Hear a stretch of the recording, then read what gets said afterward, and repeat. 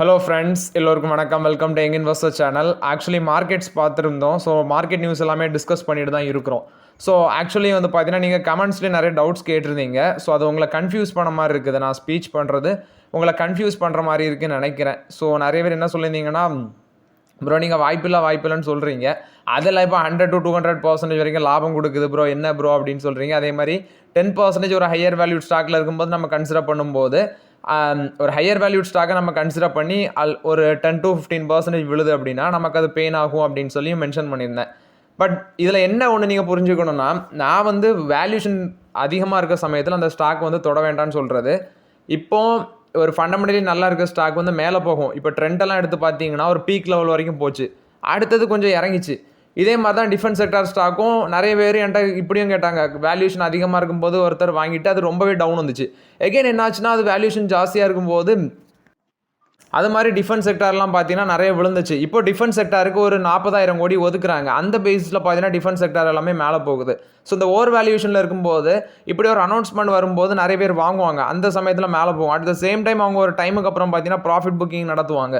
அந்த வார் வந்து ஸ்டாப் பண்ணதுக்கப்புறம் ஒரு நாள் மார்க்கெட் மேலே போச்சு. இப்போ ஒரு வாரத்துலேயே நீங்கள் அதை பார்த்துருந்தீங்கன்னா புரிஞ்சிருக்கும். அடுத்த நாளே பார்த்தீங்கன்னா மார்க்கெட் விழுந்துச்சு, ப்ராஃபிட் புக்கிங் நடந்துச்சு. ஸோ இது மாதிரி தான் மார்க்கெட்டு. பட் நம்ம ஒரு லாங் டேர்மை ஃபோக்கஸ் பண்ணும்போது வேல்யூஷன் கீழே இருக்கும்போது தான் வாங்க முடியும். பட் இதெல்லாம் ஷார்ட் டேர்மில் ஃபோக்கஸ் பண்ணுறது. நீங்கள் ஒரு ஸ்டாக் வந்து வேல்யூஷன் அதிகமாக இருக்கும்போது அதிகமாகிட்டு போச்சு அப்படின்லாம் சொல்கிறது எல்லாமே ஒரு ஷார்ட் டேர்மில் வந்து நம்ம ஃபோக்கஸ் பண்ணுறது. இப்போ வேல்யூஷன் ஜாஸ்தியாக இருக்கும். ஃபார் எக்ஸாம்பிள் கொச்சின் ஷிப்யார்ட்லாம் எடுத்திங்கன்னா இப்போ இருக்க ரேஞ்சில் கன்சிடர் பண்ணலாம். பட் ஒரு 200 300 மேலே போச்சுன்னா அதை எக்ஸிட் பண்ணால் நமக்கு அதில் ஒரு ப்ராஃபிட் இருக்கும். இதெல்லாமே ஒரு ஷார்ட் டேர்ம் இதில் நம்ம பார்க்குறது. பட் ஒரு லாங் டேர்ம் பார்க்கும்போது பி ரேஷியோ அட்லீஸ்ட் ஒரு 20 கிலோ இருக்கிறதா தான் நம்ம ஃபோக்கஸ் பண்ணி லாங் டேர்முக்கு வாங்க முடியும். இதெல்லாமே நீங்கள் மென்ஷன் பண்ணுறது ஷார்ட் டேர்முக்கு ஓகே. பட் லாங் டேர்மே நம்ம பார்த்து தான், நான் வந்து full and full long term தான் ஃபோக்கஸ் பண்ணுறது.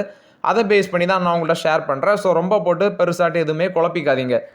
நெக்ஸ்ட் நீ பார்த்தீங்கன்னா ஒரு 10 ஸ்டாக்ஸ் வந்து ஒரு 32% வரைக்கும் 10 லார்ஜ் கேப் ஸ்டாக்ஸ் வந்து 32% வரைக்கும் மேலே போகும்னு சொல்லியிருக்காங்க. SBI 32 brokers வந்து கவரேஜ் கொடுக்குறாங்க. 4.85 ரேட்டிங்ஸ் அவுட் ஆஃப் 5க்கு. ஆவரேஜ் டார்கெட் ப்ரைஸ் 954, 20% மேலே போகும்னு சொல்கிறாங்க.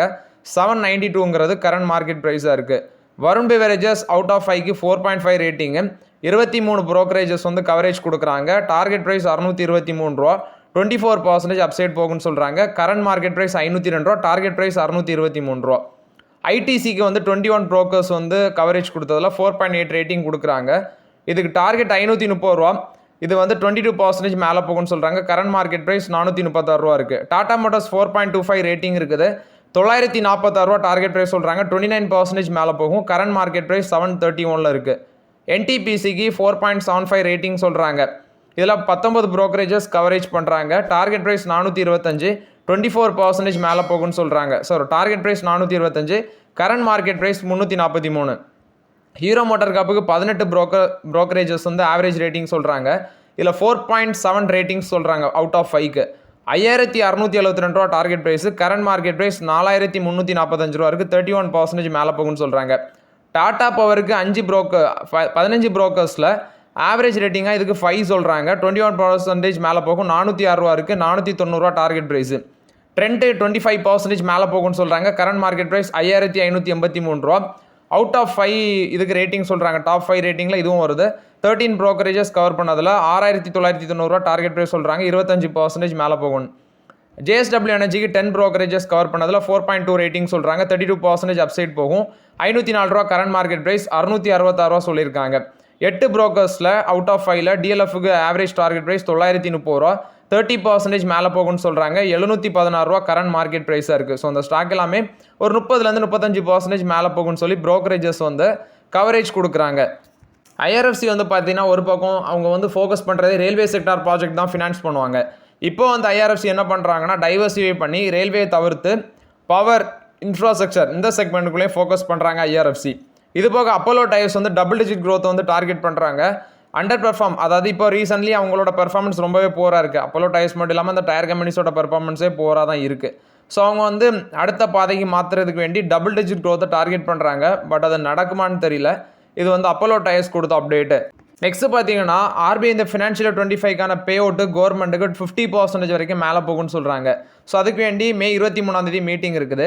இதில் அவங்க மென்ஷன் பண்ணுறது 3 lakh crore வரைக்கும் RBI வந்து இவங்க பேங்க்ஸ் அதாவது டிவிடெண்ட் வந்து பார்த்தீங்கன்னா கவர்மெண்ட்டு கொடுக்குறது RBI 3 லட்சம் கோடியை டச் பண்ணணும்னு சொல்கிறாங்க. வேரியஸ் கம்பெனிஸ் விளையாட்டு வருது. IDFC ஃபர்ஸ்ட் பேங்க் எக்ஸ்பெக்ட் பண்ணுறது 2.6 lakh crore to 3 lakh crore இருக்குன்னு சொல்கிறாங்க. அதே மாதிரி கோட்டக்கு வந்து என்ன எக்ஸ்பெக்ட் பண்ணுறாங்கன்னா 3 to 3.5 lakh crore வரைக்கும் டிவிடெண்ட் வந்து கவர்மெண்ட்டுக்கு RBI பே பண்ணுவாங்க அப்படின்னு சொல்கிறாங்க. ஸோ ஓவர்லாட் இது வந்து பார்த்தீங்கன்னா டிவிடெண்ட் சம்மந்தமான அப்டேட்ஸ். ஸோ டிவிடெண்ட்னா கன்ஃபியூஸ் பண்ணியிருக்காதீங்க. அதாவது கவர்மெண்ட் வந்து நிறைய கம்பெனிஸில் ஸ்டேக் ஓன் பண்ணுவாங்க. அந்த கம்பெனிஸ்லேருந்து கவர்மெண்ட்டுக்கு போகிற டிவிடெண்ட் வந்து RBI தான் கலெக்ட் பண்ணி கொடுப்பாங்க. அதை தான் சொல்கிறேன். நெக்ஸ்ட்டு பார்த்தீங்கன்னா ஒரு ஷேர் 475 ரூபா டிவிடெண்ட் கொடுக்குறாங்க. இது ஒரு pharma company. One of the biggest அனௌன்ஸ்மெண்ட்டாக இருக்குது. அந்த கம்பெனியோட நேம் வந்து அபோட் இந்தியா. இவங்க வந்து பார்த்தீங்கன்னா 4750% டிவிடெண்ட் கொடுக்குறாங்க. 475 ரூபா. ஸோ இதுக்கான ரெக்கார்ட் டேட் அவங்க மென்ஷன் பண்ணியிருக்கிறது ஆகஸ்ட் 18 அந்த டிவிடெண்ட் பேமெண்ட் ஆகும்னு சொல்கிறாங்க. அதாவது ஆனுவல் ஜெனரல் மீட்டிங் வந்து வச்சிருக்காங்க. 81st annual general meeting. அதுக்கப்புறம் ஆகஸ்ட் 18 அந்த டிவிடெண்ட் வந்து பேமெண்ட் ஆகும்னு சொல்கிறாங்க. ரெக்கார்ட் டேட்டுங்கிறது ஜூலை 25 ரெக்கார்ட் டேட்டு. இது அபோட் இந்தியா கொடுத்த அப்டேட்டு. நெக்ஸ்ட் இண்டஸ்இண்ட் பேங்க்ல வந்து அப்டேட்டு. ஸோ இண்டஸ்இண்ட் பேங்க்ல அடிஷனல் டேரக்டர்ஸ் வந்து அப்பாயிண்ட் பண்ணலாம் அப்படின்னு சொல்லி RBI தரப்புல வந்து அப்டேட் கொடுக்குறாங்க. ஸோ சீனியர் பப்ளிக் செக்டர் கம்பெனிஸ்லேருந்து யாரையாவது எடுத்து இண்டஸ்இண்ட் பேங்க்ல அப்பாயிண்ட் பண்ணலாம் அப்படின்னு சொல்லி அப்டேட் கொடுக்குறாங்க. இது போக இண்டஸ்இண்ட் பேங்க்ல இன்னொரு அப்டேட்டும் வந்துருந்துச்சு. ஸோ இண்டஸ்இண்ட் பேங்க்ல ரூட் 1 ஃபண்ட் அவங்க வந்து ஸ்டேக்கை குறைக்கிறாங்க.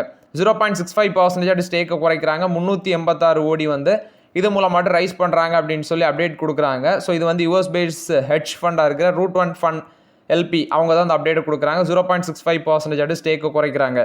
ஹிமாத்ரி ஸ்பெஷாலிட்டி கெமிக்கல்ஸ் வந்து ஃபர்ஸ்ட் ட்ரான்ஜில் இந்த சிக்கோனா பேட்டரி டெக்னாலஜிஸில் இன்வெஸ்ட்மெண்ட் பண்ண இருக்கிறாங்க. 41.71 மில்லியன் AUD அந்த வேல்யூவில் வந்து இன்வெஸ்ட்மெண்ட் பண்ண இருக்கிறாங்க. Total investment plan 150 million AUD அந்த வேல்யூவில் இன்வெஸ்ட்மெண்ட் பண்ணிருந்தாங்க. ஸோ இப்போ ஃபர்ஸ்ட் ட்ரான்ஜில் 41.71 மில்லியன் AUD வந்து இன்வெஸ்ட்மெண்ட் பண்ண இருக்கிறாங்க ஹிமாத்ரி ஸ்பெஷாலிட்டி கெமிக்கல்ஸ்.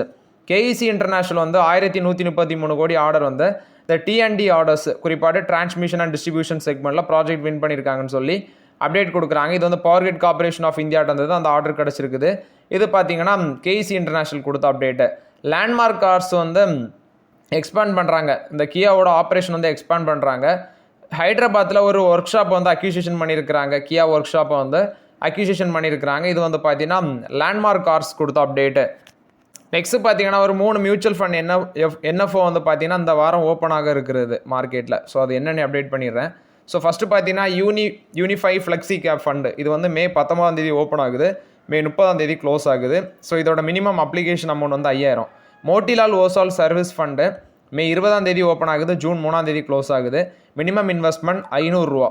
நெக்ஸ்ட் பார்த்தீங்கன்னா ICICI Prudential Nifty 200 quality 30 index fund இது 21 ஓப்பன் ஆகி ஜூன் 4 க்ளோஸ் ஆகுது.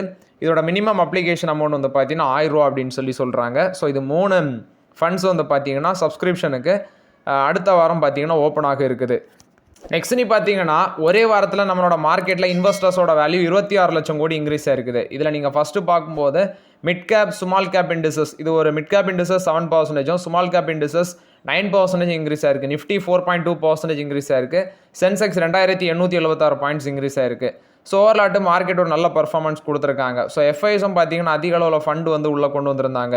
FIS 10925 கோடி, DIS 9557 கோடி, 9557 கோடி உள்ளே கொண்டு வந்திருந்தாங்க. ஸோ ஓவர்லாட் வந்து பார்த்தீங்கன்னா இது ஒரு மேஜர் ரீசன். அடுத்தது ஆப்ரேஷன்ஸ் சிந்தூர் அந்த மார்க்கெட்டில் நம்ம பார்டரில் இருந்த இஷ்யூ பாகிஸ்தான் இந்தியா இஷ்யூ அதுவும் பார்த்தீங்கன்னா ஸ்டாப் ஆனதும் ஒரு முக்கிய ரீசன். நெக்ஸ்ட்டு போன வாரம் தான் பார்த்தீங்கன்னா வோடஃபோன் ஐடியாவுக்கு வந்து சுப்ரீம் கோர்ட்டில் அந்த ஏஜர் ரிலீஃப் வந்து கிடச்சிருந்துச்சு. கிராஸ் ரெவன்யூ டியூஸ்ன்னு சொல்லுவாங்க. Adjusted gross revenue dues court relief கொடுத்துருந்தாங்க. கிட்டத்தட்ட 38,397 கோடி. இப்போ இவங்களும் ஏர்டெலும் பார்த்தீங்கன்னா போக இருக்கிறாங்க. பாரதி ஏர்டெலும் பாரதி எக்ஸாகாமும் சுப்ரீம் கோர்ட்டுக்கு போக இருக்கிறாங்க. எங்களுக்கும் அந்த அங்கே வோடஃபோன் ஐடியாவுக்கு எப்படி வந்து ரிலீஃப் கொடுத்தாங்களோ அது மாதிரி பார்த்தீங்கன்னா இவங்களும் போக இருக்கிறாங்க. ஏர்டெலுக்கு கிட்டத்தட்ட 70000 கோடி கிட்ட இருக்குன்னு சொல்கிறாங்க. ஸோ ஏர்டெலுக்கு வந்து 70000 கோடி, பாரதி எக்ஸாமுக்கு 22,000 கோடி கிட்ட இருக்குன்னு சொல்கிறாங்க. ஸோ வெயிட் பண்ணி பார்க்கலாம் கோர்ட் வந்து வோடஃபோன் ஐடியாவுக்கு ரிலீஃப் கொடுத்த மாதிரி இவங்களுக்கும் கொடுக்குறாங்களான்னு. NBCC வந்து சிலிகான் சிட்டியில் வந்து ஒரு AU ரியல் எஸ்டேட்டுக்கு NBCC வந்து அஸ்பயர் சிலிகான் சிட்டி ரைட்ஸை வந்து AU ரியல் எஸ்டேட்டுக்கு வந்து பார்த்தீங்கன்னா விற்க இருக்கிறாங்க 1467 கோடிக்கு. இது NBCC கொடுத்த update. So okay friends, actually இந்த வீடியோவில் சில இம்பார்ட்டன்ட் அப்டேட்ஸ் எல்லாமே டிஸ்கஸ் பண்ணோம். அந்த வீடியோ உங்களுக்கு பயனுள்ளதாக இருந்துச்சுன்னா லைக் பண்ணுங்கள், சப்ஸ்கிரைப் பண்ணுங்கள், கமெண்ட் பண்ணுங்கள். Okay friends, thank you.